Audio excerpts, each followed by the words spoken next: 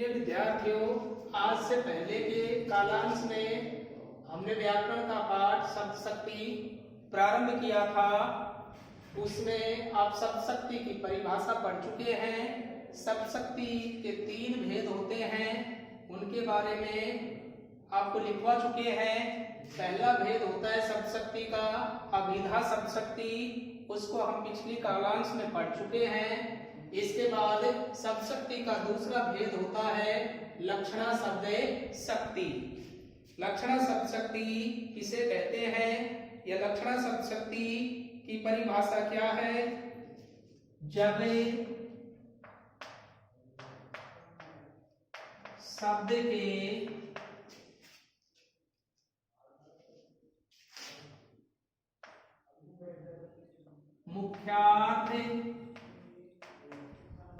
मुख्यार्थ को ही वाच्यार्थ बोलते हैं। जब शब्द के मुख्यार्थ का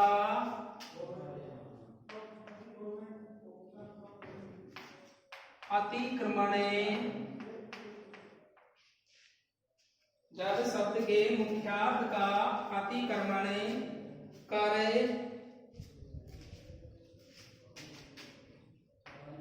किसी दूसरे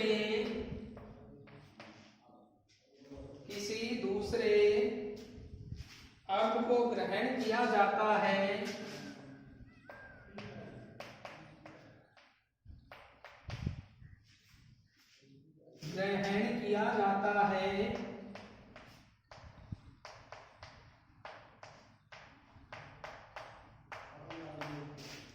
जाता है,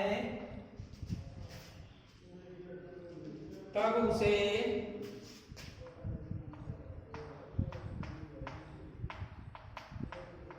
उसे लक्ष्यार्थ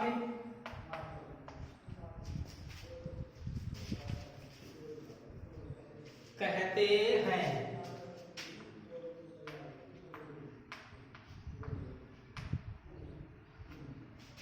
देखिए, आपकी परिभाषा में अभी पूर्ण नहीं हुई है परिभाषा। जब शब्द के मुख्यार्थ का अतिक्रमण करे किसी दूसरे अर्थ को ग्रहण किया जाता है, तब उसे लक्ष्यार्थ कहते हैं।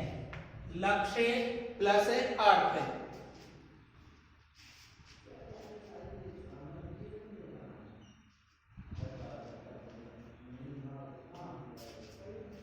लक्ष्यार्थ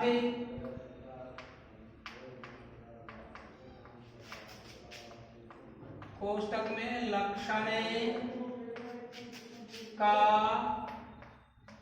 बोध कराने वाली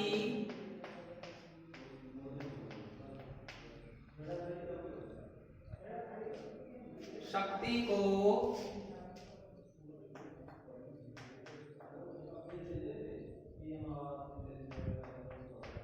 लक्षणा शब्द शक्ति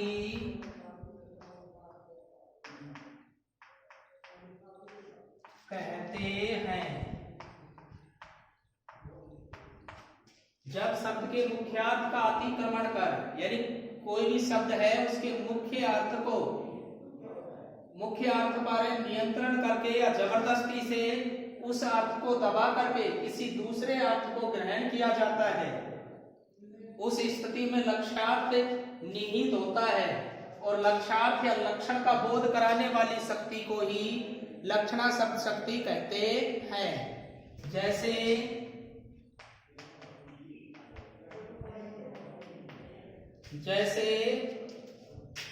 आओ मेरे से, आओ मेरे शेर।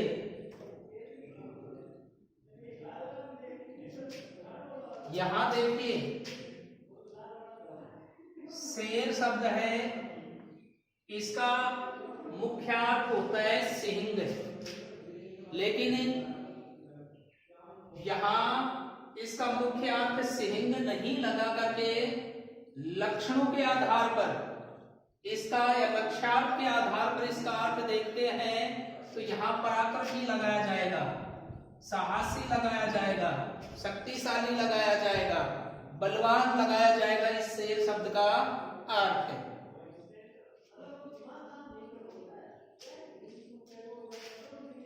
लक्षणा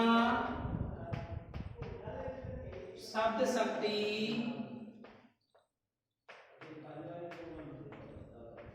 के भेद।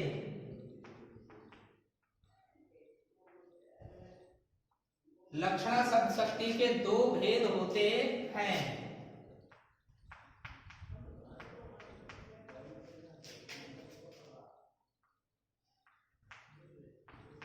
दो भेद होते हैं।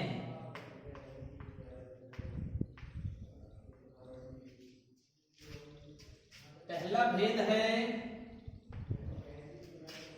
रूढ़ा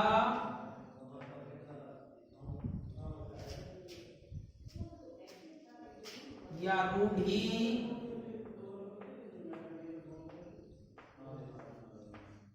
लक्षणा।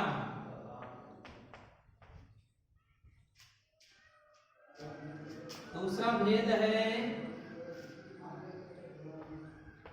प्रयोजनवती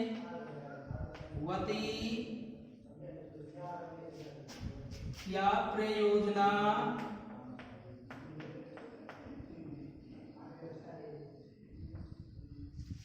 प्रयोजनवती या प्रयोजना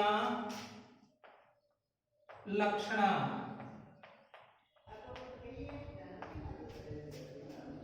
अब पहले भेद को पढ़ते हैं हमें। रूढ़ा लक्षणा।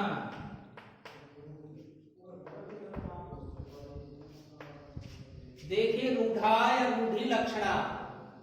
रूढ़ा या रूढ़ी शब्द का अर्थ होता है परंपरा, लंबे समय से चली आ रही कोई भी परंपरा या बात है।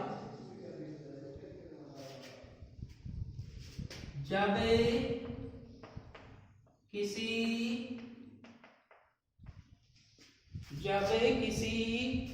काव्य रूढ़ी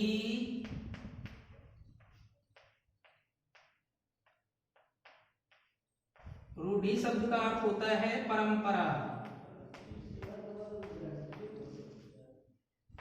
यानी हमारे जो भी कवि हुए हैं, लेखक हुए हैं, उन्होंने बहुत पहले काव्य लिखे और उन काव्यों के आधार पर कुछ ऐसे कथन हैं या बातें हैं जो आज भी निरंतर आगे चली आ रही हैं। ऐसी स्थिति में रूढ़ा लक्षणा होती है। जब किसी काव्य रूढ़ी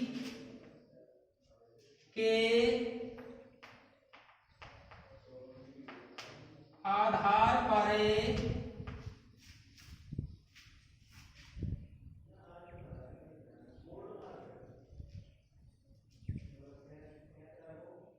जब किसी काव्य रूढ़ी को ऐसे करवा को आधार बनाकर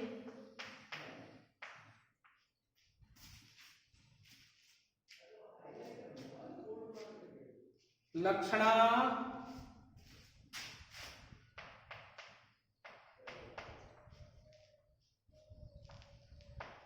शब्द शक्ति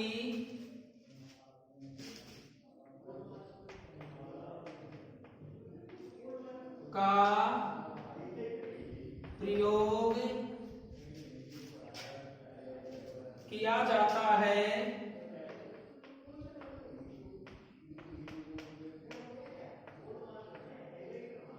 तो वहां रूढ़ा लक्षणा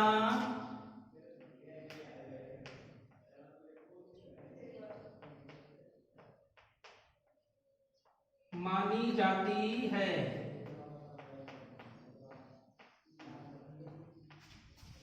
जब किसी काव्य रूढ़ी का अर्थ होता है परंपरा को आधार बनाकर लक्षणा शब्द शक्ति का प्रयोग किया जाता है तो वहां रूढ़ा लक्षणा मानी जाती है। जैसे भारत जाग उठा। एक वाक्य है,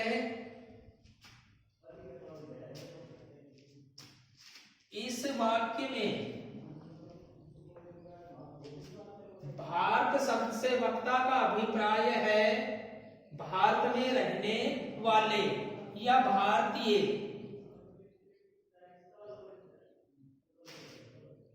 या भारतवासी। बताना चाहें कैसे बता सकते हैं? उपर्युक्त वाक्य में भारत शब्द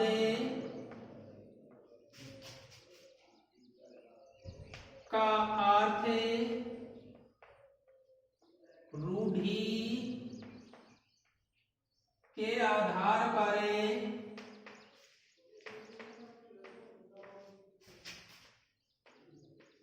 भारतवासी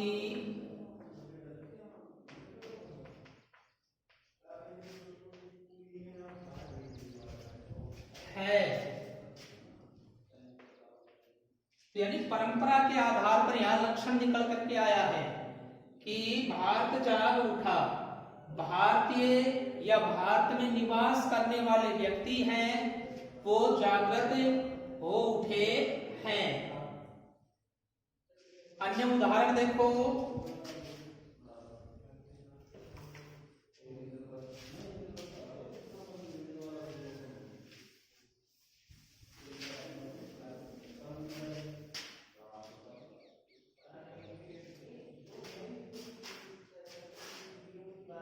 बड़े हरिश्चंद्र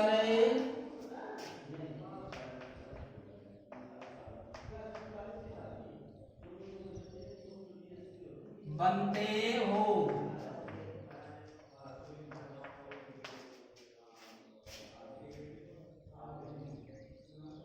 यहां देखिए, हरिश्चंद्र शब्द का रूढ़ि या परंपरा के आधार पर एक लक्षण प्रकट होता है। हरिश्चंद्र का अर्थ यहाँ लक्षण या रूढ़ि या परंपरा के